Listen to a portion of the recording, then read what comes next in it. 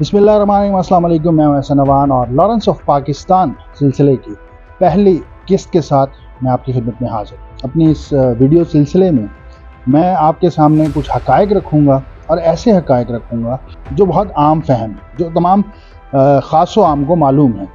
اس سلسلے کو پیش کرنے کا صرف اور صرف ایک مقصد ہے کہ پاکستان جس ہنجانی کیفیت میں مبتلا ہے، جس ابلاغی جنگ کا اس وقت سامنا کر رہا ہے، جس ڈیجیٹل دہشت گردی کا پاکستان کو سامنا ہے، اس کے حقائق آپ کے سامنے رکھے جائیں کہ اس کا سلسلہ کب، کہاں سے اور کیوں شروع ہوا، یہ جنگ کیوں پاکستان میں مسلط کی گئی، کیوں پاکستان کے نظریاتی اساس کو ٹارگٹ کیا جا رہا ہے، کیوں پاکستان میں موجود جو سب سے ڈسپلنڈ ادارہ ہے، جو شاید پاکستان کا واحد ادارہ ہے جو اس وقت ڈسپلن فالو کرتا ہے، جو پاکستان کی یونائٹ ہونے کی، پاکستان کے متحد ہونے کی شاید اس وقت واحد وجہ ہے، اس کو ٹارگٹ کیا کیوں جا رہا ہے، کس کے ذریعے ٹارگٹ کیا جا رہا ہے اور کن بنیادوں پر ٹارگٹ کیا جا رہا ہے، اور کس سرحد انگیز طریقے سے یہ زہر پاکستان کے عام لوگوں میں، معصوم لوگوں میں پھیلایا جا رہا ہے،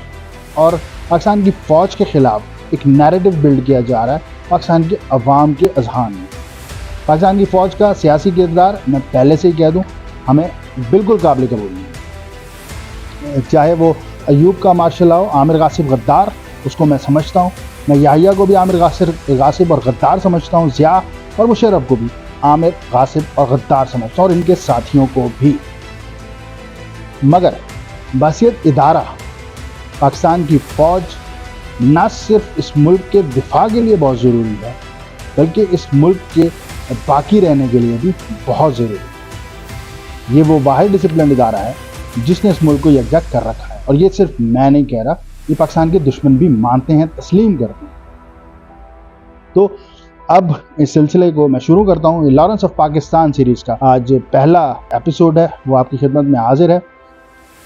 یہودی دنیا کی ذہین ترین اقوام میں سے، مگر یہ بھی حقیقت ہے کہ اس متعصب قبائلی تنگ نظر گروہ کی چالاکی، بدنیتی اور سازشی اقدامات نے عالمی امن اور انسانی فلاح کے لیے ہمیشہ رکاوٹ اور مشکل قائم کی ہے۔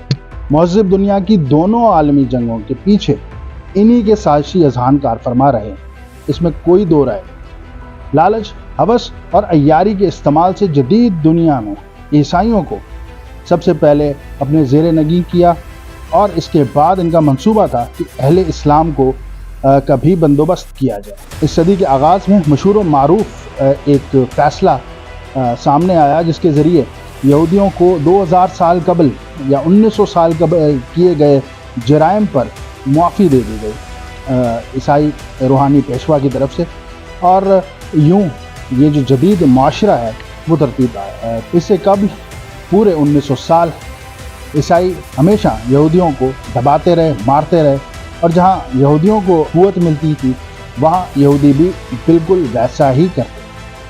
صرف یہودیوں کے لیے ایک موقع ایسا آیا جب وہ بہترین طریقے سے ترقی کر سکے، بہترین طریقے سے پھل پھول سکے، تعلیم حاصل کر سکے، اور وہ موقع جو خود یہودی بھی اپنے ڈائسپورا کا گولڈن ایرا کہتے ہیں، وہ مسلم اسپین کا دور تھا۔ یعنی مسلمانوں کے ساتھ ان کے تعلقات ہمیشہ بہتر رہے، اور مسلمانوں کے زیر انتظام، زیر حکومت یہ ہمیشہ پھلتے پھولتے رہے، اور ان کو مکمل طور پر مذہبی آزادیاں بھی حاصل رہیں۔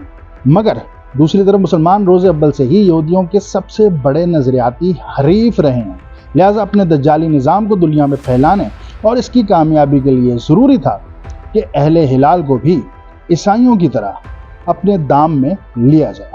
اپنے شروعاتی دور سے ہی اسلام بطور نظام مسلمانوں کی زندگیوں کا مرکز و محور رہا ہے۔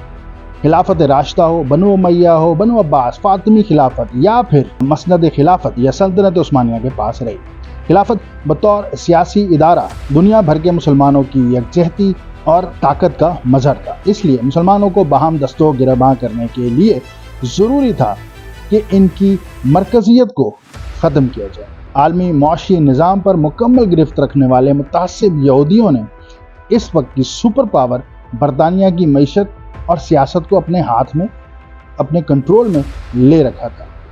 19ویں صدی کا آغاز کا دور۔ مسلمانوں کے نمائندہ سلطنت عثمانیہ اندرونی خلفشار اور بغاوتوں کے باعث انتہائی کمزور ہو چکی۔ یہودی اپنی چالوں اور اس کے زیر اثر عیسائیوں کے ذریعے مملکت عثمانیہ میں بڑی نقب لگانے کی تیاری کر رہے تھے۔ برطانیہ نے سلطنت عثمانیہ کے زیر نگین علاقوں پر قبضہ کرنے کا پہلے ہی منصوبہ شروع کر رکھا تھا۔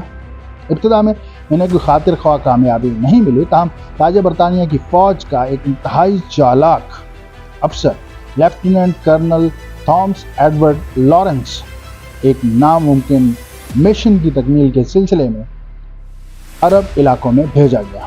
لارنس وہ واحد شخص تھا جس نے اپنی شاطرانہ چالوں سے عربوں کے دلوں میں ترکوں کے خلاف نفرت کی آگ بھڑکا دی اور عرب لسانی تعصب کے زیر سایہ خلافت عثمانیہ کے خلاف اٹھ کھڑے ہوئے۔